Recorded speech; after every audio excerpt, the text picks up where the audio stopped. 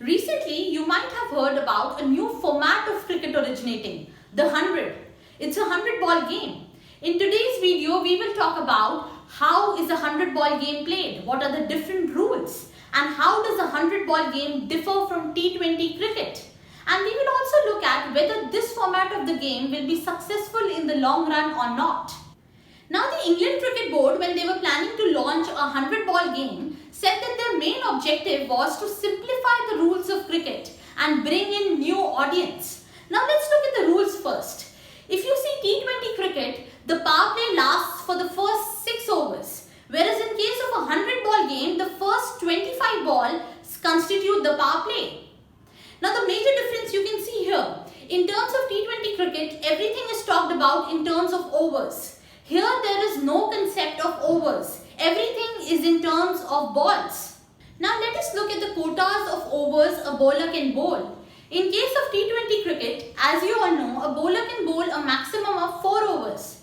Whereas in case of a 100-ball cricket, a bowler can bowl a maximum of 20 balls. Now here, a bowler bowls over by over. In case of a 100-ball cricket, a bowler has to bowl minimum 5 and he can also bowl 10 balls at a time. An umpire after every 5 balls will say 5. Whereas the bowler can choose to bowl a maximum of 10 balls at a time. Now you know that the change of ends happens after every over in case of T20 cricket. Whereas here, in order to save time, the change of ends happens only after 10 deliveries. Now what happens if a match is tied? In case of T20 cricket, you have a super over concept. Here, you have a 5-ball innings concept. Now, 2 ways in which it is totally different from T20 cricket. What happens if a batsman is caught? If the batsmen have crossed while the catch is being taken, the next ball, the non-striker is at strike. But in case of a 100-ball game, even if the batsmen have crossed and it's out, the non-striker will have to go back to its original position and the new batter walking in will have to face the next ball. The duration has been reduced with the 100-ball game. It has to go for a maximum of 2.5 hours and each team will have 65 minutes to constitute their innings. The overrates are being seriously dealt with. If you exceed the 65-minute time that is being allotted to you, you will not be allowed to have more than 1 fielder outside the 30-yard circle in power play. Now, this is a very good step to contain the duration of the match, as the duration in case of a 100-ball game is 2.5 hours. Now, how successful will this 100-ball game be? In my personal view, when you shifted from a 50-over game to a 20-over game, there was a huge difference in terms of the number of balls and also a huge difference in terms of the time duration.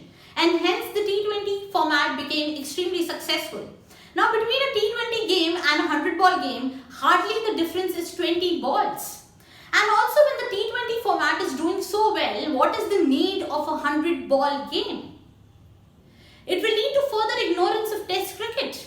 Already the Test cricket has been pushed back with the evolution of T20 cricket. And also, if you ask my personal view, you have launched this 100-ball game in order to attract new audiences by simplifying rules. That is the main objective. But if you think logically, only those people who are following the game will come and watch a 100-ball game as well. Because if you are watching the game, then only you will be interested in a 100-ball game. If you don't follow cricket, you will anyways not be interested whether it's a 100-ball, 200-ball. So, these people who are following cricket already know the rules. So, it will not make much of a difference in terms of audience is what I feel. But having said that, let's see where the 100-ball game heads. If you like this video, please like, share and subscribe this video. I look forward to meeting you in my next video.